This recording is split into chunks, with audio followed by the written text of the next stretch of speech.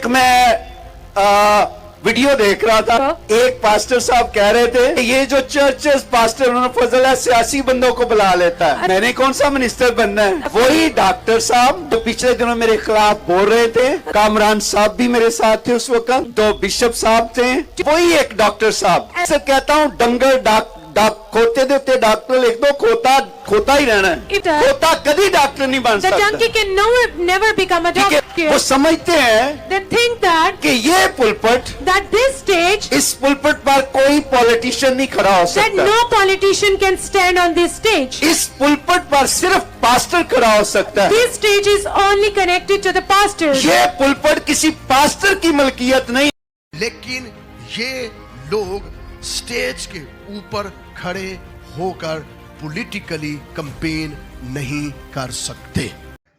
मसीह को सिखाए गए अंदाज में आप सबको सलामती करता हूँ। मेरी गुजारिश है वीडियो को पूरा देख के ये दूसरों तक लाजमी शेयर कीजिएगा।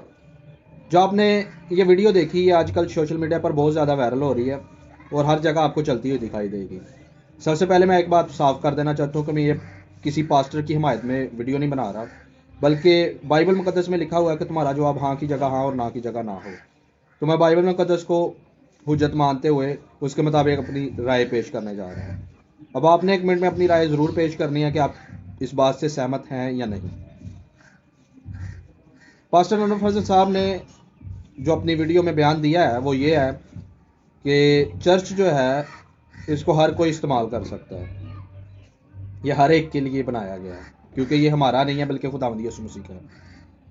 तो मैं सबसे पहले पास्टर अनवर फजल साहब से ये पूछना चाहूँगा कि क्या जो हम में बिदती फ़िरके हैं, जो बिद्दत को हवा दे रहे हैं, जो बाइबल में की तोड़ मरोड़ कर तलीम पेश करते हैं, क्या आप अपने प्लेटफॉर्म को उनको इस्तेमाल करने की इजाज़त देंगे या नहीं? इस बात का जवाब लाजम दीजिएगा, क्योंकि बहुत सारे हमें बिदती फ़िरके हैं जो बाइबल की सही तलीम नहीं फैला रहे, यीशु मसीह की सही तलीम नहीं दे रहे लोगों को। तो क्या आप अपने प्लेटफॉर्म को उनको इस्तेमाल करने की इजाज़त देंगे? क्योंकि आपने कहा कि ये सब के लिए यकसा है, ये सब लोग इस्तेमाल कर सकते हैं। दूसरे नंबर पर, कितने गैर कौमों के इबादत गाहें इन सियासी लीडरों के लिए खुली हैं? कोई प्रूफ हो, कोई आपके पास दलील हो तो हमें वो लाजम बताए। किसी ने जो है वो इन अपनी इबादत गाहों को इन सियासी लीडरों के लिए खोला हो और वहाँ पर मुख्तलिफ जमातों के जो है वो नारे लगवाए हों। कोई एक प्रूफ हो, कोई वीडियो हो आपके पास, कोई दलील हो तो वो हमें लाजम दिखाइएगा। तीसरे नंबर पर, आपने जो अपनी वीडियो में जो है वो कहा कि स्टेज सब के लिए यकसा है, यहाँ सब कोई हर किसी को हक है कि वो आ सकता है, यहाँ पर खड़ा हो सकता है। तो मैं आपसे ये पूछना चाहूँगा कि स्टेज और खुदा के मज़बा में क्या फ़र्क है? इस बात की निशानदेही लाजम कर दीजिएगा। इसके बरक्स मैं आपको ये बताना चाहूँगा कि अगर आप चर्च ऑफ पाकिस्तान गए हो कभी या कैथलिक चर्च में गए हो तो आपको पता चलेगा कि खुदा के मज़बा में और स्टेज में क्या फ़र्क है। जहाँ पर खुदा का मज़बा है वहाँ पर सिर्फ खुदा के मसाशुदा, खुदावंद के चुनिंदा लोग ही जा सकते हैं। गैर मसाशुदा, जो खुदा का चुनिंदा नहीं है, जो मखसूस नहीं है, जिसकी बुलाहट नहीं है, जो चुना नहीं गया, वो उस जगह पर नहीं जा सकता, वो पीछे ही बैठता है। वहाँ पर सिर्फ वही जा सकता है जो खुदा का चुना हुआ है। अगर आप कभी वहाँ जाएं तो आप इस बात से अंदाज़ा लगा सकते हैं कि मज़बा में क्या फ़र्क है।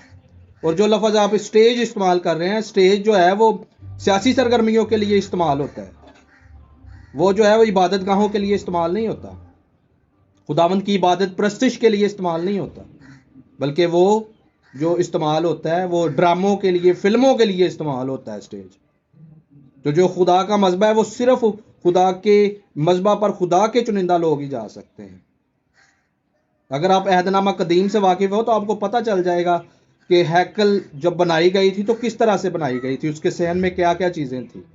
सरदार काहिन के लिए अलग जगह थी, काहिन के लिए अलग जगह थी, औरतों के लिए, मर्दों के लिए अलग अलग जगह थी, और जो गैर यहूदी लोग होते थे उनके लिए अलग से जगह जो है वो बनाई गई थी।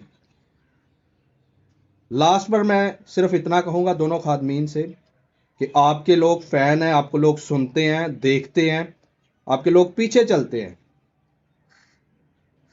خدا کے لیے چرچ کو سیاست کے ساتھ نہ جوڑے، چرچ کو سیاسی جماعت نہ بنائے، سیاسی پارٹی نہ بنائے۔ جو آپ سے ووٹ لینے آتے ہیں آپ ان کو جو ہے وہ چرچ کے باہر رکھیں، چرچ میں نہ آنے کی جگہ دیں۔ اور میں یہ بتانا چاہوں گا آپ کو کہ پلیز خدا را، لوگ آپ کو سنتے ہیں دیکھتے ہیں، بھیڑوں کو بھیڑوں کے ساتھ نہ لڑائیں، کیونکہ آپ کے ان بیانات کی وجہ سے بھیڑیں آپس میں لڑ رہی ہیں۔ کوئی پاسٹر انور فضل صاحب آپ کو صحیح کہہ رہا ہے، کوئی جمیل ناصر صاحب آپ کو صحیح کہہ رہا ہے۔ تو یہ الیکشن آئیں گے، سیاسی لیڈر آئیں گے، ووٹ مانگیں گے اور چلے جائیں گے، پھر انہوں نے 5 سال آپ کو دکھائی نہیں دینا، لیکن آپ نے ان میں رہنا ہے، ان کی کلیسیا میں رہنا ہے۔ تو محبت کو بانٹیں، اس تعلیم کو ہوا نہ دیں۔ مجھے کوئی ابتدائی رسولوں میں سے یا تاریخی جو ہمارے علماء کلام تھے، بزرگ تھے، ان میں سے کسی ایک کی دلیل پیش کر دے جنہوں نے جو ہے وہ چرچ کو جو ہے وہ سیاست کا حصہ بنایا ہو۔ اگر پاسٹر انور فضل صاحب آپ کے پاس کوئی دلیل ہو تو لازم بتائیے گا۔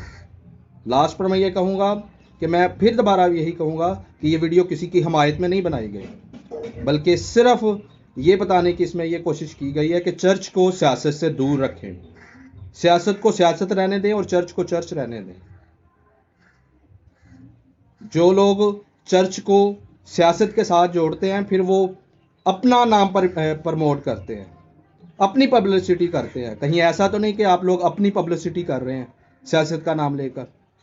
تو اگر ایسا ہے تو پھر آپ خدا کی خدمت نہیں کر رہے، خدا کے کلام کی منادی نہیں کر رہے، پھر آپ لوگ جو ہے وہ سیاست ہی کر رہے ہیں۔